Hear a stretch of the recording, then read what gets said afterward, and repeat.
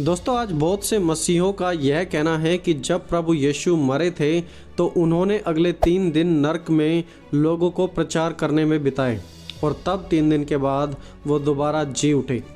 दोस्तों, इस प्रकार की शिक्षाओं का विकास अधिकतर अपोस्टल्स क्रीड के बेस पर और बाइबल की कुछ ऐसी आयतों के आधार पर हुआ है जो कि अधिकतर गलत इंटरप्रिटेशन के साथ हमारे सामने प्रकट की जाती हैं। नाइसन क्रीड, अपोस्टल्स क्रीड, ये सब विश्वास का एक प्रमाण है, स्टेटमेंट ऑफ फेथ, क्योंकि प्राचीन कलीसिया में बहुत सी ऐसी झूठी शिक्षाएं बार बार मसीहों को गुमराह करने के लिए आती थी। तब उन झूठी शिक्षाओं से निपटने के लिए एक काउंसिल बैठती थी और तब वो डिसाइड करते थे कि क्या यह सही है या सही नहीं है, इज़ इट बिब्लिकल और अनबिब्लिकल, और तब वो लोग डिस्कशन करने के बाद एक निष्कर्ष पर पहुंचते थे जिसे हम कहते हैं creed, A statement of faith. तो चलिए हम जानते हैं कि आखिरकार इस अपोस्टल्स क्रीड में क्या लिखा हुआ है। दोस्तों, इस प्रकार है और आप अपनी स्क्रीन पर भी देख सकते हैं।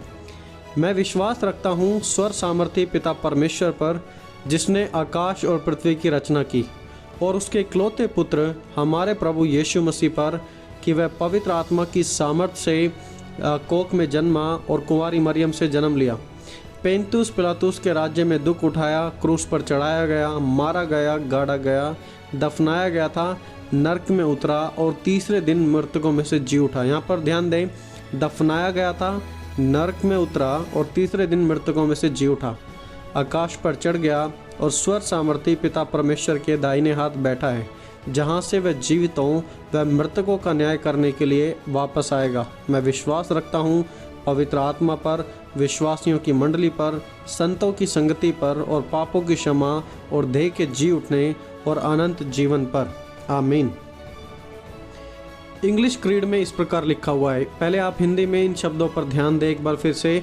दफनाया गया और नरक में उतरा और तीसरे दिन जी उठा। जब हम इसे इंग्लिश में पढ़ते हैं तो इस प्रकार लिखा हुआ है, ही डिसेंडेड इनटू हेल, वह नरक में उतरा। प्रभु यीशु ने खुद बताया था कि वो 3 दिन के लिए कहीं जाएंगे, लेकिन वो कहाँ जाएंगे इसके बारे में हम पढ़ते हैं मत्ती 12 अध्याय उसके 39 और 40 में। इस प्रकार लिखा हुआ है, उसने उन्हें उत्तर दिया, इस युग के बुरे और व्यभिचारी लोग चिन्ह ढूंढते हैं, परंतु योना भविष्यवक्ता के चिन्ह को छोड़ कोई और चिन्ह उनको ना दिया जाएगा। योना 3 दिन रात महामच्छ के पेट में रहा, वैसे ही मनुष्य का पुत्र 3 दिन रात पृथ्वी के भीतर रहेगा। और दोस्तों, इस बात को एक्सप्लेन करने के लिए जो बाइबल के स्कॉलर्स हैं, विद्वान हैं, वो अलग अलग प्रकार से इंटरप्रिटेशन करते हैं। दोस्तों, पहली इंटरप्रिटेशन है, Jesus went to hell to suffer for our sins. प्रभु यीशु नरक में हमारे पापों के लिए दुख उठाने को गए थे। Now we don't believe in this. हम इस बात पर बिल्कुल भी विश्वास नहीं करते। हम इसे बिल्कुल रिजेक्ट करते हैं, क्योंकि यदि यीशु को सलीब की मौत सहने के बाद भी नरक में दुख उठाने के लिए जाना पड़ा, तो इसका मतलब था कि जो प्रभु यीशु ने सलीब पर अपनी कुर्बानी दी थी वो सफिशेंट नहीं थी, वो हमारे उद्धार के लिए पर्याप्त नहीं थी।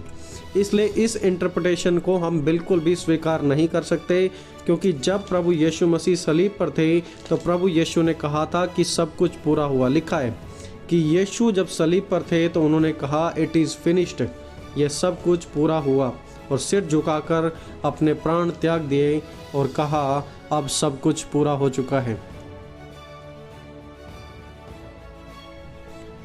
दोस्तों, दूसरी इंटरप्रिटेशन में स्कॉलर्स का, बाइबल के विद्वानों का कहना है कि Jesus visited 2 places during his crucifixion and resurrection, कि प्रभु यीशु के क्रूस पर चढ़ाए जाने और जी उठने के समय के बीच प्रभु यीशु 2 अलग अलग स्थानों पर गए। देखिए, इस प्रकार लिखा हुआ है, तो प्रभु यीशु ने उस चोर से कहा कि today you will be with me in paradise, कि आज ही तू मेरे साथ स्वर्ग में होगा। तब उसने कहा, हे यीशु, जब तू अपने राज्य में आए तो मेरी सुधि लेना। उसने उससे कहा, मैं तुझसे सच सच कहता हूँ कि तू आज ही मेरे साथ स्वर्ग लोक में होगा। इंग्लिश में शब्द है पैराडाइज। दोस्तों, नए नियम और पुराने नियम दोनों में ही मृत्यु के बाद के जीवन का, यानी कि आफ्टर लाइफ का एक अलग ही कॉन्सेप्ट है। पुराने नियम में आफ्टर लाइफ के लिए जो जनरल वर्ड था वो था शियोल, जहां धर्मी और अधर्मी मरने के बाद दोनों जाते हैं। और नए नियम में ये जो शब्द है वो है हेडिस, जो कि यहाँ पर जीवित और मुर्दे जहाँ पर दोनों जाते हैं उस बात को प्रकट करता है। तो देखिए, एक है प्लेस ऑफ टॉर्मेंट जहाँ पर पीड़ा मिलती है, जहाँ पर अविश्वासी और कुकर्मी लोग होंगे, जैसा कि हम लूका 16 अध्याय में पढ़ते हैं अमीर व्यक्ति और लाजर की कहानी के बारे में।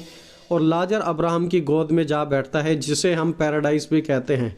तो यहाँ पर बाइबल के स्कॉलर्स का कहना है कि मसीह का पैराडाइज में जाना जरूरी था, क्योंकि पुराने नियम के लोग, क्योंकि वो बिना मसीह के बलिदान के मरे थे, तो उनके पाप अभी तक क्लियर नहीं हुए थे। पुराने नियम के लोगों के पाप अभी तक क्लियर नहीं थे, और ये पाप सिर्फ मसीह की मौत के बाद ही क्लियर हुए हैं। और इसलिए प्रभु यीशु का पैराडाइज में उन पुराने नियम के लोगों के पास जाना बहुत ही ज़्यादा ज़रूरी था। जैसा कि यीशु ने साइड में लटके हुए थीफ से भी कहा था, चोर से भी कहा था कि today you will be with me in paradise, तो आज ही मेरे साथ स्वर्ग के राज्य में होगा। और बाइबल के विद्वानों का यह भी कहना है कि एग्जैक्टली यही सेम बात प्रेरित पौलुस भी कह रहे थे, जिसे हम काफ़ी समय से समझ नहीं रहे थे। इसे हम पढ़ते हैं इफिसियों 4 अध्याय उसकी 9 और 10 आयत में। वहाँ पर इस प्रकार लिखा हुआ है, उसके चढ़ने से और क्या अर्थ पाया जाता है, केवल यह है कि वह पृथ्वी की निचली जगहों में उतरा भी था, और जो उतर गया यह वही है जो सारे आकाश के ऊपर चढ़ भी गया कि सब कुछ परिपूर्ण करे। और फिर बाइबल में ऐसी भी आयतें हैं जिन्हें पढ़कर लोग इस बात को कंक्लूड करते हैं कि यीशु सिर्फ और सिर्फ नरक में ही गए थे, जैसा कि पहला पतरस 3 अध्याय उसकी 19 और 20 आयत। वहाँ पर इस प्रकार लिखा हुआ है, उसी ने जाकर कैदी आत्माओं को भी प्रचार किया, जिन्होंने उस बीते समय में आज्ञा न मानी, जब परमेश्वर नूह के दिनों में धीरज धरकर ठहरा रहा, और वह जहाज बन रहा था जिसमें बैठकर कुछ लोग अर्थात 8 प्राणी पानी के द्वारा बच गए। वहाँ पर लिखा है, उसी ने जाकर कैदी आत्माओं को भी प्रचार किया। लेकिन ग्रीक में प्रचार के लिए जो वर्ड है इवेंजलिगोन, जिससे हमारा शब्द मिलता है इवेंजलिज्म, यानी कि गुड न्यूज़, सुसमाचार, वो शब्द यहाँ पर नहीं पाया जाता। यहाँ पर जो शब्द है वो बिल्कुल अलग है, वो है कारुपोस, जिसका मतलब है टू प्रोक्लेम, यानी कि घोषणा करना, बताना और किसी चीज़ का ऐलान करना।